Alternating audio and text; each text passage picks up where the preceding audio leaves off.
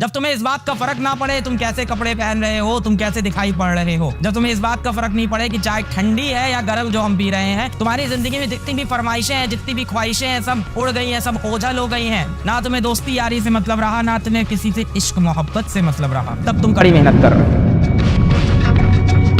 जितने ज्यादा तुम सक्सेसफुल होना चाहोगे, जितनी तुम्हारी बड़ी डेस्टिनेशन होगी, जितना तुम्हारा बड़ा गोल होगा, उतना तुम्हारा पतला रास्ता होगा। The more successful you want to be, the narrower the path is। वो बहुत पतला रास्ता होता है, पतली सी गली, उसी में ऐसे चलना पड़ता है। ऐसे भी नहीं कर सकते, ऐसे भी नहीं कर सकते, पीछे पलट के भी नहीं देख सकते, हाथ भी नहीं उठा सकते, ऐसे झुक के निकलना पड़ेगा। एक नैरो पाथ है, एक सेट ऑफ रूल्स है जिसको फॉलो करना पड़ेगा। भाई टीचर का योगदान तुम्हारे सिलेक्शन में कितना होता है? मेरे ख्याल से 10% से ज्यादा नहीं होता, 20%। इससे ज्यादा तो मैं मान ही नहीं सकता हूँ। 80% योगदान आपका। बस आपके दिल में क्या होता है कि हम तो इतनी बड़ी कोचिंग पढ़ रहे हैं, हमको तो सर इतना अच्छा पढ़ा रहे हैं, पढ़ लेंगे, हम कर लेंगे, हम बाद में कर लेंगे, हम रिवाइज कर लेंगे, हम डीपीपी लगा लेंगे। आप इसमें रह जाते। जितना तुम ऊपर जाना चाहते हो लाइफ में, उतना तुम्हें खुद को घिसना पड़ेगा। बिना घिसे टूटे फूटे ऊपर नहीं पहुंच पाओगे सिंगल पीस। आप सोच रहे हो कि आप दिखो भी एकदम हीरो, लड़कियां दिखें भी एकदम हीरोइन, आपके फॉलोअर्स भी हो इंस्टाग्राम पे, फेसबुक पे आपके हजारों लाइक्स भी हो, आपके पास सबसे महंगा मोबाइल, सबसे महंगी गाड़ी हो, सबसे बढ़िया लैपटॉप हो, आपको सारी सीरीज भी पता हो ताकि आप लोगों से चर्चा कर पाओ। एक तो अजीब ट्रेंड चल रहा है। तुमने डार्क देखी है, तुमने गेम ऑफ थ्रोन्स देखा है, तुमने ये देखा, मैंने आज तक ना देखा। ये लोग कह के परेशान है, गेम ऑफ थ्रोन्स देखना देखा मैंने, कहा देखूंगे, कहा मिल गया तुमको गेम ऑफ थ्रोन्स देख के, क्या अचीव किया तुमने लाइफ में? इन सब चीजों में जो नहीं पड़ेगा, जो संघर्ष करेगा, लास्ट में आप बोलोगे यार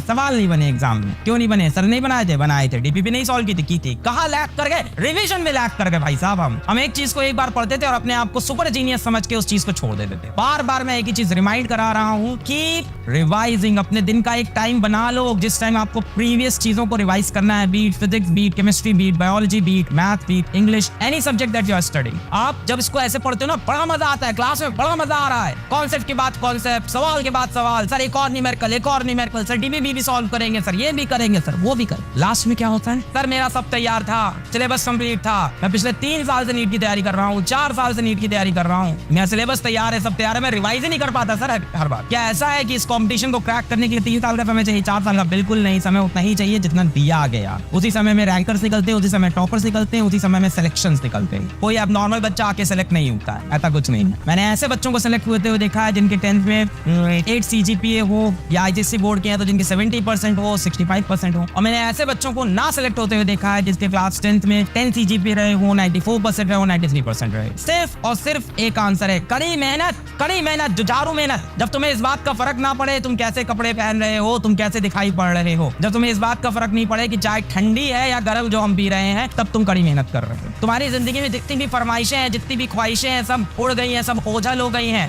ना तुम्हें दोस्ती यारी से मतलब रहा, ना तुम्हें किसी से इश्क मोहब्बत से मतलब रहा, ना तुम्हें इस बात से मतलब रहा कि इस टाइम कौन सी सीरीज आ रही है या मैच कौन सा चल रहा है। हजारों बच्चे हड़ताल IPL के चक्कर में अपना कैरियर खराब कर।